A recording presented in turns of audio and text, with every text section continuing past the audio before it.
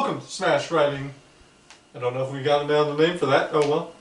This is It's just called your Smash Writing, host. the show, and me, the better host. The waste of space. No, not the waste of space. We're here today with Backlash predictions. Yes, Backlash predictions. It's coming up tomorrow. We're way late on these predictions. Blame it on Paul. That's who I blame it on.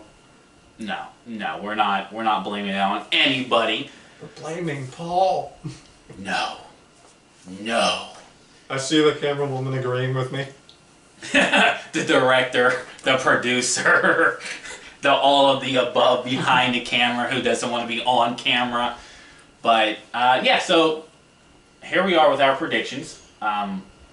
There's only 7-8 matches. Yeah, there's not a whole lot of matches, and it's kind of wildly, easily predictable. I think there's only 2 matches that maybe throw it off a little bit. So let's break down each match and make a prediction. Alright, well, start at the bottom of the list with Jeff Hardy versus Sheamus, a match I don't really care about.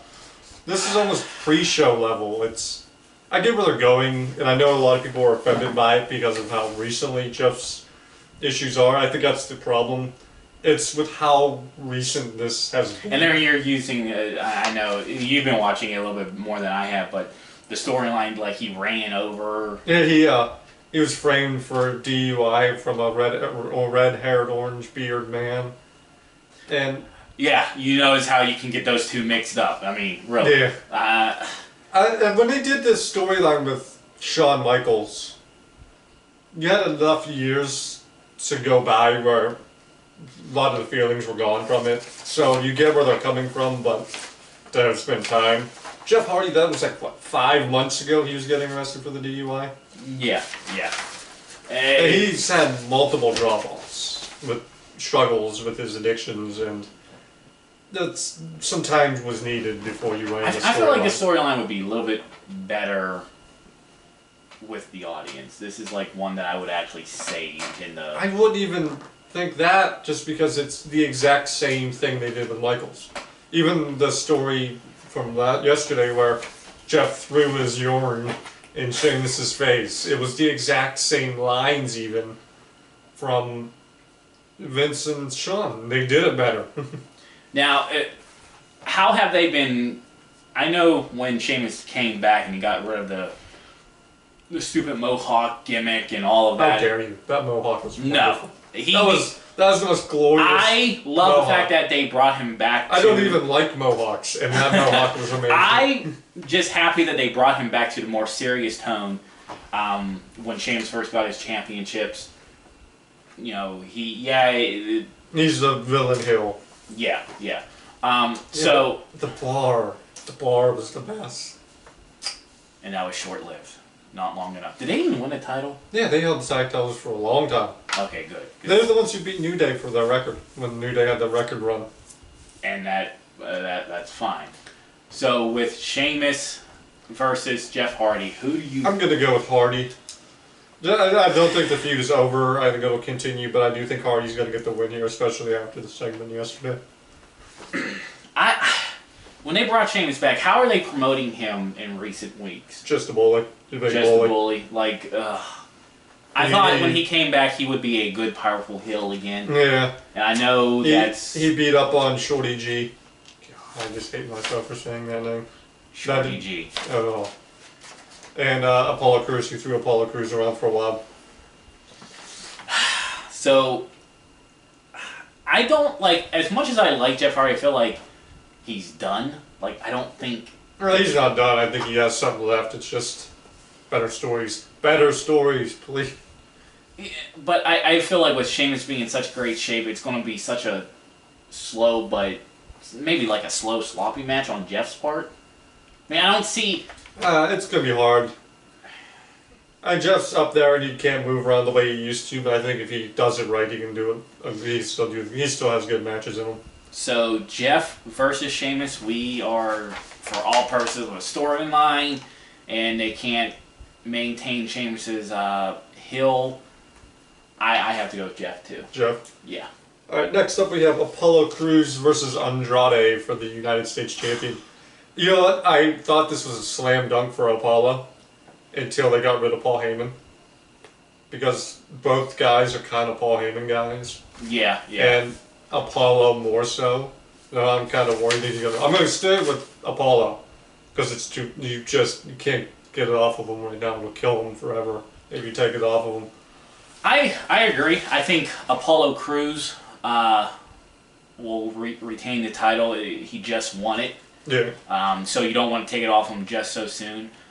I think Vince loves Andrade, but I just, so far, ever since I've seen him, I just can't get behind him. I mean, maybe it's because he hasn't... There's been so start-stops with him in the main roster. Like when he was on NXT and he became the heel Andrade, he was just unbelievable with good matches. And on the main roster, it's always been start-stop, start-stop, start-stop. And until they give... And then it's like, you know, the matches that he looks good in, it's, you know, it's with Rey Mysterio. So, like, you give him the same 3 opponents. And that's why I'm kind of worried with Heyman being gone, because Heyman was actually having him go in other directions. And now that that's gone, it's like, oh, I don't really like the future for either of them, but Apollo has to I feel like title. Apollo has a better future because he does fit the bill of Vince. You would think, but what was he doing before this? He was getting thrown around by Sheamus. That's true. So, I mean, yeah, you're right. It could go either way.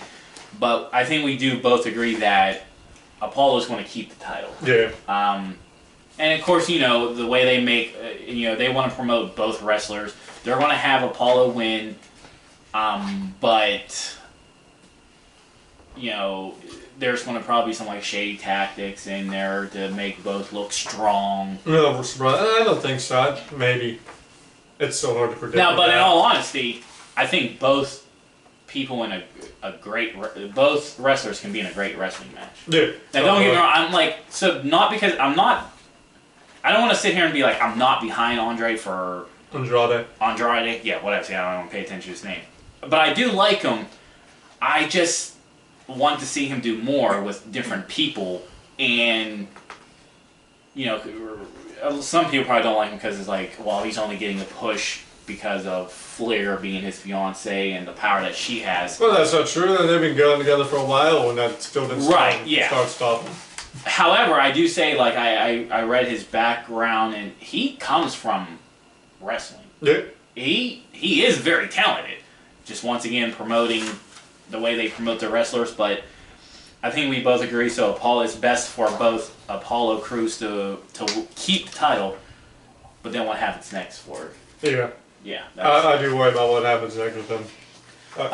So what's the next match? The next one I got up on this is the three-way tag team women's tag team championship match. The Iconics versus Bliss and Cross versus Bayley and Sasha. I got Bayley and Sasha. I think they're going to beat the Iconics. I think they're setting up to give... Now, you love the Iconics. I do. I love the Iconics. So this is tough for you to sit there and say the Iconics are not going to get the titles back. I like all 3 of these teams. I really like the Iconics. I thought that they could have done so much more with them, with the tag team belts.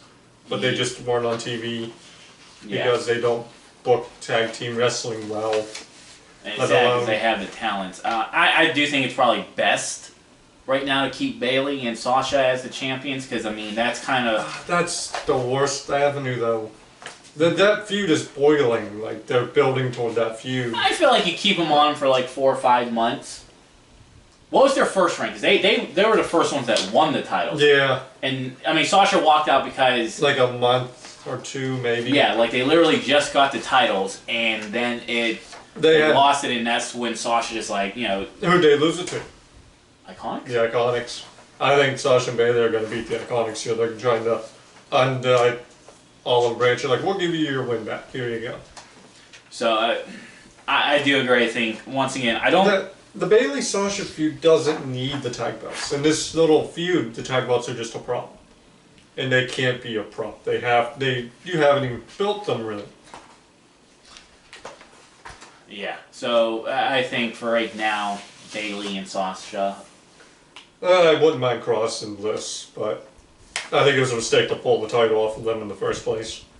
Right, and the Iconics, you know, we literally sit here and, like, I sit here and go, man, they're just so obnoxious, but they were a draw. Yeah. And it sucked that they put them basically on a bench for a couple of months.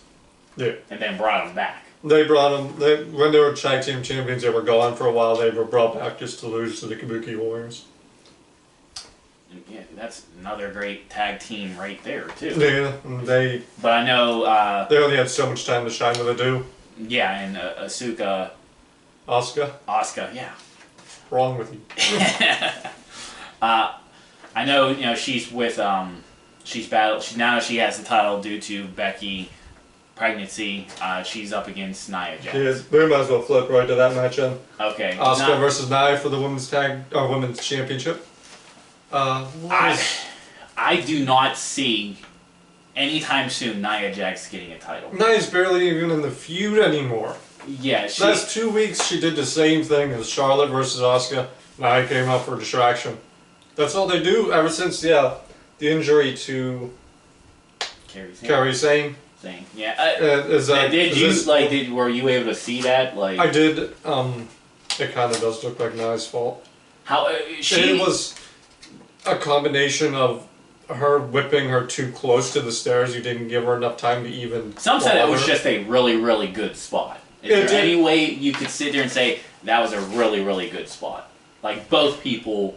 I can't, being that the end result was her getting busted open. Well, that's called a bump, though. I mean, you gotta take those. That's not a bump. That's busting them open the hard way. I do think Nia can get too much flack on her.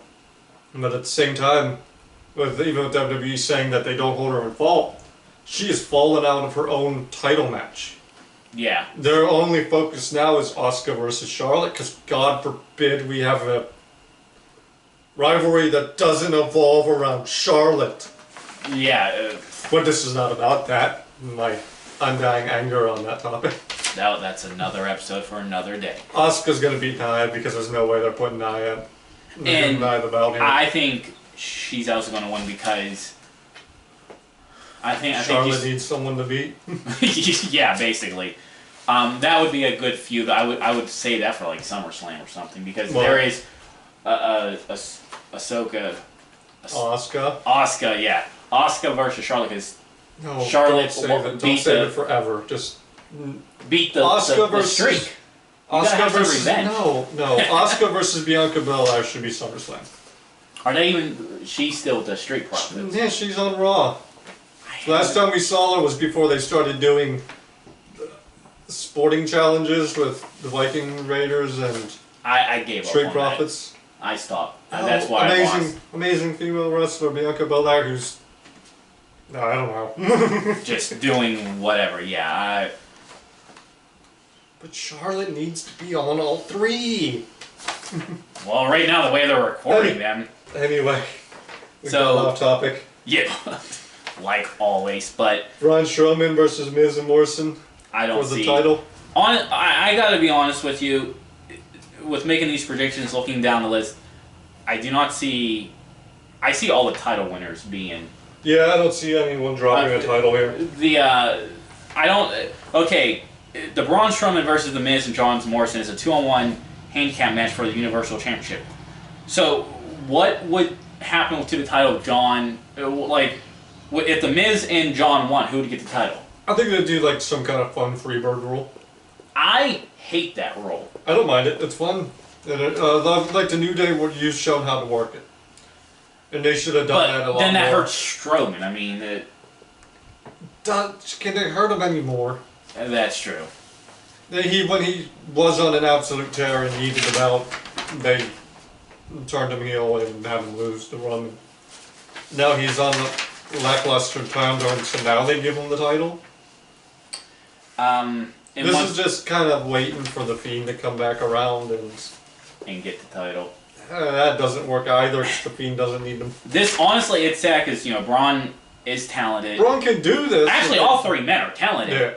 Yeah. This just seems like a match that's made up to split Miz and Morrison. Have they been having little like it does bumps seem with each other? not really, but it does seem like that's coming. Why does it seem like WWE, when they want to split up tag teams, they have to make them hate each other? Why can't you just like, Yeah, you know, I'm pursuing the championship bout, you're going for the Intercontinental bout, but when we want to fight for the tag titles, we get back together. You mean like the New Day did when Kofi was champion? Yeah, Yeah. but that's like one out of like how many tag teams that happens. Yeah. I mean, they are even testing Bailey and Sasha. Yeah. I hate that. I mean, I'm not saying that should be like every tag team, but don't sit there and just like, well, for us to make them singles, let's make them hate each other and disband the group. No, just go your own way. And then when we want to fight for the titles, or you need somebody to watch in your corner. Yeah. It doesn't always have to be like, I hate you because we lose too much. I hate that. Next up would be, I guess, the Drew McIntyre versus Bobby Lashley. I actually think that's going to be a sleeper match. That could be match of the night. I think in a surprising way. I think they're going to surprise a lot of people. I think with Bob, I always thought Bobby was like well, I mean, his background shows that he's a great wrestler, and I just think his biggest problem is like he hasn't found a good mouthpiece for him. Yeah. The whole lawn thing was just bad for all three people. Well, four people if you count Liv. Yeah, Liv. Oh, why did they? Well, yeah, you count all of that. That was just bad. Rusev was making it work for him because Rusev is incredible and can do that. But and now he's not working. Yeah. But Lashley was getting hurt on it, and he just needs to be a monster. Yeah. The almighty Bobby. The almighty. He just comes. Just remember, was it a year ago? He was supposed to go up against Brock. Oh, I think that was more than a year ago. Really? Yeah. Already? But he beat Roman on pay-per-view, and it looked like he was going to be number one contender. And then lost the number one contender match to Roman in the following SmackDown. Yeah, so the talent's there. I think they just... Is Leo Rush still in the company? Nope. He's one of the people who let go. They need to bring him back because that... I think MVP is better for him. Oh, yeah. Yeah. MVP is a good mouthpiece Yeah. He can really hype people up, and gives great promos and interviews. I still will say Drew's gonna win. Yeah. But I hope I hope they make both look strong. Yeah, I'm going with Drew. Yeah, I'm going with So Drew. we're just agreed across the board. did we really disagree? Well, no, we still got the end. We got one more. We got the greatest match of all time. All time next. Edge versus Orton. I feel bad for both. This shouldn't be billed this way. I think I remember reading an interview with Edge. He said that the problem with the Last Man Standing match was that it was overhyped. Yeah. Too many people overhyped it and it couldn't ever match it. Right. So you turn around and you build the next match, the greatest match of all time. Yeah. Here's the thing. I can understand, because I remember watching the one of the promos with Orton, and he was talking about skill-wise. And I do think having it as just a regular match, because, everyone can say, well, Edge won because he did all of this stuff. I think that a regular match would not only help them, because you don't expect as much from a regular match than you would a last minute standing match. You expect them to kill each other. Yeah. And Orton really isn't that guy. And that's what he did say in that promo. Yeah. Like, he's in the ropes. That's where he's going to beat you. He doesn't want... I don't blame Orton. Like, you see the damage that Mick Foley has done to himself, and all of these guys who go through these hardcore stuff, even Edge, the damage putting your body on the line for these stunts will do, where it's like, you don't have to, just be good in the ring. I mean, I know this is just jumping off topic. Orton can't, don't say that. Orton can be really lazy in the ring. Like, there's been times where, some of his moves are just, But when his heart's in it, like I think it will be now, it's not going to be the greatest match of all time. I will not put it on that. They buried the greatest match of the week in the middle of a SmackDown to try to get you to forget about the Daniel Bryan AJ Styles match that happened yesterday. That was fantastic and match of the year. Who won that match? AJ. Okay, so he's the new Intercontinental He is. title. And it's like, you could have had the AJ and Daniel Bryan match on pay-per-view. There's no reason to not have that match on pay-per-view. I would thought with like SmackDown and Backlash and this tournament adding, I would think you would have saved it. Well, you would think, but you can't have it up against the greatest match of all time because they're not going to be able to top what AJ and Daniel did. What? So you bury it in a SmackDown. So the main question. And you book a bunch of easily predictable matches that are no threat. There's only 7 matches, and unless we're gonna miss a hidden one, the list literally has 7 matches. Yeah. We don't see any of the championships switching hands. If they switch hands, well, let's make a prediction with the Edge and Orton. Who do you think is gonna win? I'm going Edge. This might be the only one. I think they're gonna probably stretch this out. So I'm going to go with Orton, and then there's going to be a rubber match. Oh, please no. I'm I'm only on the board for this match because it's a way to make up for the last man standing. I actually did enjoy, but I get why people are saying that it was too slow. Yeah. Too long, too slow. But I think Orton, if you look at this card, really the only match that could probably give it some challenge is maybe the women's tag team? maybe. In the Drew and Bobby match, if they're given enough time. Because I don't think they're giving Apollo and Andrade time to do anything. I mean, honestly, so far all these matches just seems to be like, we just got to make this pay-per-view move. Yeah. I can't really get behind any of these matches.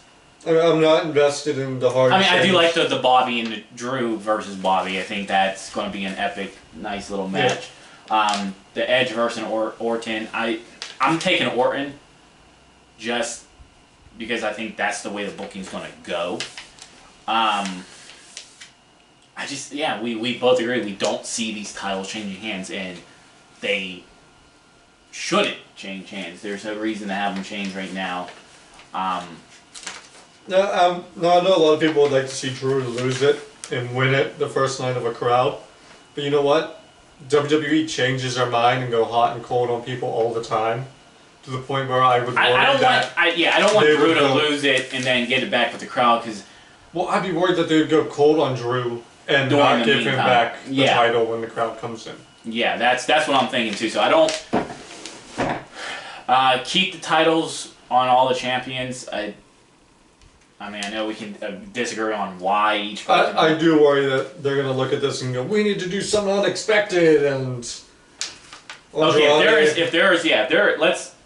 One title that would blow your... Like, as a surprise, if you could see it going the other way, which one would it be? A surprise? Like, we predicted all the champions, but which one would you go, I did not even see that one on my radar? Well, it would be the Miz and Morrison getting the title. I would agree, because that's so far off the radar, like, I would actually be stunned if they did. Yeah, Maybe that would be good. Miz and Morrison win the title here, and then they have a match for the title at the next pay-per-view. I want to see that match. There you go. Now, in all honesty, how good do you think this pay-per-view is? The matches, the promos? From, let's say, like, 1 to 10, 10 being bad. Oh, no, good. And a 6? I think that the women's matches, not biased, Asuka and Nia, so the women's tag team can have a good match. I think Drew and Lashley can have a good match. And Paulo and Andrade, if they give them enough time, can do something good. I would put it at 5 or 6 as well. Edge and Orton are going to have a good match. But giving it that title. Yeah, when you say greatest match of all time, you automatically hearken the Austin and Bret Hart submission match. You hearken up Undertaker and Michaels, and you're going to compare that to a lot of great matches. The TLC matches. How are you going to? That's more ideas for us down the road with making our list of great matches or discussing a great match in history and stuff like that. But the thing is, like, when you talk about a great match, you don't call it the title of the match the greatest. No, yeah, that kind of happens. That has to happen. Yeah, because now you're like, okay, if you don't live up to it, congratulations. Yeah, you just made yourselves look like idiots. But those are our predictions, and most likely we will be watching the pay-per-view. So, Alright, have a good one.